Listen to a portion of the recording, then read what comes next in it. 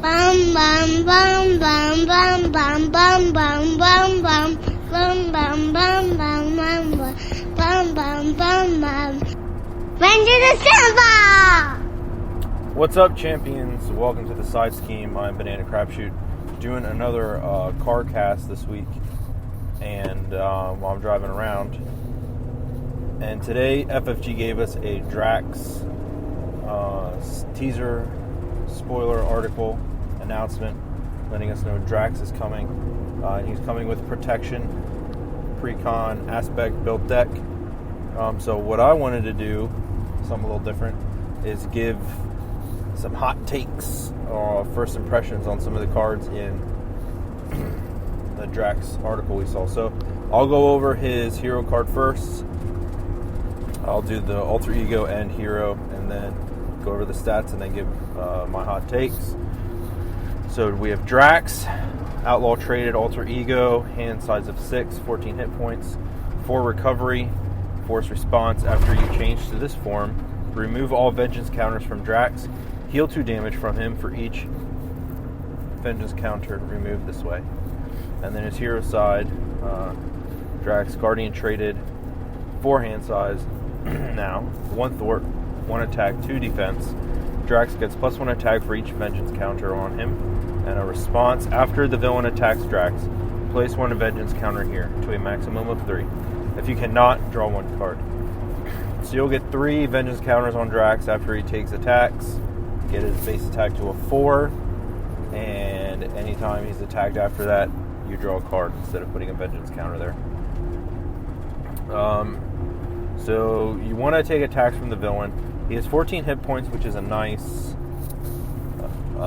base to start with, and you add endurance, right? You get 3 more, take him to 17, and if there's other stuff that can give him health, all that stuff's going to be good to play here, since you're going to want to take attacks, because the way this is worded, Drax has to be the one to take the attack. If the villain is stunned, Drax won't get a vengeance counter. If someone else or an ally defends for you, takes that hit, Drax doesn't get a vengeance counter. He has to take the hit. So you're going to want to play stuff that buffs his health, so you can take those shots to the face. So you want to get to that 4 base attack, right? Everything, as we'll see in his kit, kind of goes off having a high attack value. And then when you flip to alter ego, you remove, it's a force response, so if you flip to alter ego, you have to remove the vengeance counters and heal. So like early game, if you don't find stuff to buff your health, you're taking some hits, you're probably going to want to flip to heal, so you remove those vengeance counters. So there's a fine line. You're going to want to use your health as a resource, and weigh it against the attack and the vengeance counters. So we'll go through some of his hero cards that we saw. The first one is a Fight Me Coward, a 0-cost event, generates a physical resource. Hero action, ready your hero and draw 1 card. The villain attacks you. So it's a 0-cost ready that draws you a card, which is a very strong effect, and the villain attacks you. So this is a way that you can stack vengeance counters early, because you play this on your turn, so you get attacked in your turn. But same deal, if you want the vengeance counter, you have to take the hit. Now late game, when you're built up and you got your vengeance counters, you can stun the villain or chump block, and it's just free ready, and it replaces itself with the card draw, right? So it's a late game. If you can stun the villain, it's a cantrip that readies you. So this is a fine card. I think it's good for Drax, especially late game. Next one we'll look at is Payback. It's a 0-cost event, generates an energy resource. Hero response, attack. After the villain attacks you, deal X damage to the villain where X is equal to your attack. So this is a built-in counterpunch. And with 3 vengeance counters, it's a 4 attack. Anything else that buffs him is more. So it's a better counterpunch, I think. I like it. Intimidation is a 1-cost event, generates a mental resource. Hero action thwart, remove X threat from a scheme where X is equal to your attack. So he is a base 1 thwart. So intimidation, this is how he's handling threats as far as schemes, main and side. So once again, you're going to want the vengeance counters because you're going to, paying 1 resource and a card to remove 4 or 5 threat potentially is very strong. So this is a really good thwart card once he's built up. But yeah, you want those vengeance counters to make it worth it. The next hero card we have is Knife Leap, which is a 3-cost event. Skill: reduce the cost to play this card by 1 for each vengeance counter on Drax. Hero Interrupt: when you make a basic attack, you get +5 attack for that attack. That attack gains overkill and piercing. So I have some thoughts. So 3 for 5 is kind of, I'm going to compare it to Uppercut, right? Because that's 3 cost, 5 attack. This is an interrupt, and it buffs your basic attack. So you have to make a basic attack. So if you're defending early to get vengeance counters, you're not going to be able to play this card. But when you're built up, right, we'll say you have a 4 attack, paying 0 to get +5 with overkill and piercing is very, very strong. I like this card. Late game, when you're built up, you're going to want, I think, have 2 vengeance counters on this card to really make it worth your while. But Knife Leap is a fine card. It's good for Drax. It fits the theme. I think it's pretty solid. Now look at some of the protection cards he has in his kit. Moondragon, 3-cost ally, 1 thwart, 1 attack, guardian traded, 2 health. Action: exhaust and discard Moondragon. And then the arrow, so that is the cost for the effect. Choose a minion that a minion attacks another enemy of your choice. So I really like Moondragon's ability, making like a T-Rex or Ronin. Like if you're playing Kree Fanatic, you can have Ronin smash into the villain, smash into other minion. This just helps protection with some board control and some minion control, because you can have minions attack minions or minions attack the villain. So I like that effect. That's pretty strong. Next one we're looking at is Hard Knocks, 3-cost event. Hero action: attack, deal 4 damage to an enemy. If that enemy is defeated by this attack, give your hero a tough status card. Okay, so this card, I like it in the protection aspect. I like it because it's an attack. Now it's kind of expensive, 3 costs for 4 damage.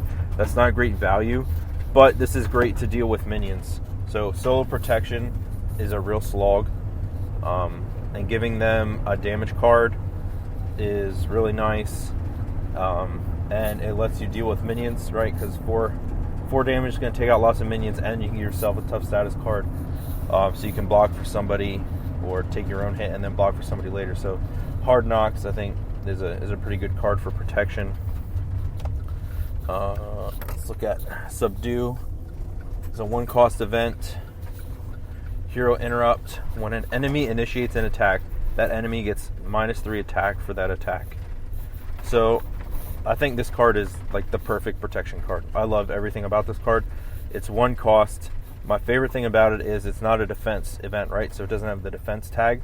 So you can play this on any character. So if I'm playing Drax Protection and you're playing Star-Lord Leadership, and Star-Lord's going to get attacked, I can play Subdue and make that attack smaller for you. So this has a lot of versatility in multiplayer, and it has a really strong effect, and I like it a lot. I think this is like the perfect protection card. Huge fan of Subdue. Really like it. The last card we have to look at is Bleeding Blow. It's a 0-cost event. Tactic: Hero Interrupt. When your hero makes a basic attack, discard the top card of the encounter deck. Is the cost to reduce your hero's attack for that attack by the number of printed boost icons on that card. If that attack deals damage, ready your hero. This card, I don't think I like it overall. I think it's very hit or miss.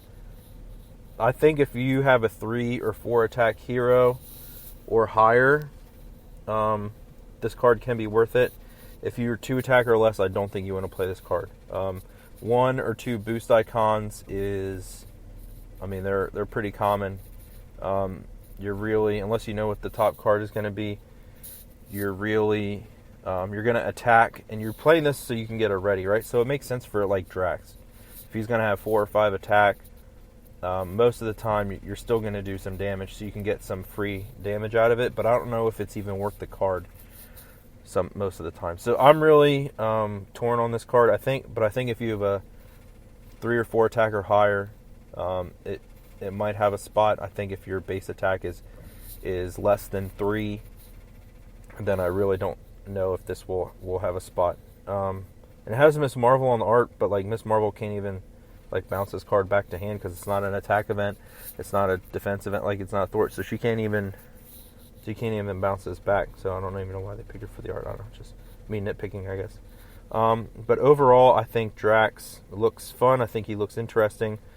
His 4 hand size could be a detriment early game, but late game when you have the vengeance counters built up, you're just going to draw a bunch of cards, so it might make up for it. He might be a slow start, crazy finish hero, kind of like Iron Man was earlier in the game's life cycle, where it took him a while to get going, but once he was built up, he was a powerhouse. I think Drax might fit into that scenario where once you get the vengeance counters on him and you're drawing cards and you're playing knife slashes or knife leaps for 0 and removing 5 threat from the main scheme and paying back for 5 damage after you get attacked. I think Drax has potential to be really strong. I think you're going to want to play stuff on him that buffs his health when you're playing out of aspect. If you're playing like aggression, like Moment of Triumph, you're probably going to want to play for him so you can keep his health up. But I think endurance, get that health up so you can take some hits, get those vengeance counters, and then really put the hurt on is what it looks like. So I'm excited so far. Everything I've seen from the Galaxy's Most Wanted box and then the hero kits after that we've seen previews for have all been really strong. So yeah, I think I like almost every card in here. Hard Knocks, I think, has some use. The hero cards are all pretty solid. Subdue, I love. I think that's great. Moondragon has a sweet ability. Leading Blow is really the only one that I'm like meh on. But yeah, Leading Blow, I'm not sure about. But all the other cards I really like. So yeah, thanks for sticking around for this one, just so I can go over some of these cards, give my banana hot takes. Something smells fishy around here. So yeah, thanks for stopping by on BananaCrapshoot, and stay scheming, champions. Bum bum bum bum bum bum bum bum bum bum bum bum bum bum bum bum bum bum bum.